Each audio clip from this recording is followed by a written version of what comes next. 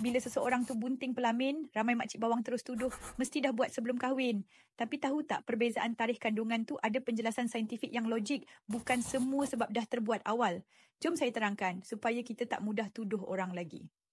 Banting pelamin maksudnya hamil dalam tempoh singkat lepas kahwin, kadang 1 bulan je terus lekat. Kadang bila scan, usia kandungan macam dah masuk 7 minggu. Sedangkan kahwin baru 5 minggu.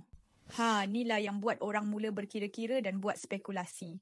Kenapa usia kandungan kadang tak sama dengan tarikh kahwin? 1. Pengiraan usia kandungan ikut LMP, last menstrual period, bukan tarikh bersama. Doktor kira usia kandungan dari hari pertama haid terakhir, walaupun ovulasi berlaku 2 minggu lepas tu. Jadi kalau kahwin lepas ovulasi tu, usia kandungan masih kira ikut LMP. Tu yang nampak lebih awal. 2. Ovulasi boleh berlaku awal atau lewat dari biasa. Stres masa persiapan kahwin, perubahan rutin, boleh buat ovulasi datang lebih awal atau lewat. Jadi bila berlaku persenyawaan pun boleh lari dari jangkaan. 3. Tarikh haid tak semua orang ingat tepat. Kadang kita teka-teka je bila LMP, jadi kiraan pun boleh lari. Kenapa kita kena berhenti tuduh orang? Tak semua pasangan buat dulu sebelum kahwin.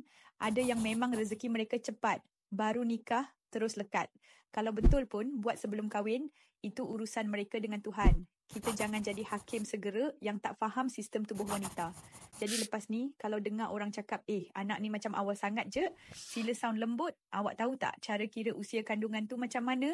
Saya pun minum FT tau. Kita educate, bukan menghakimi.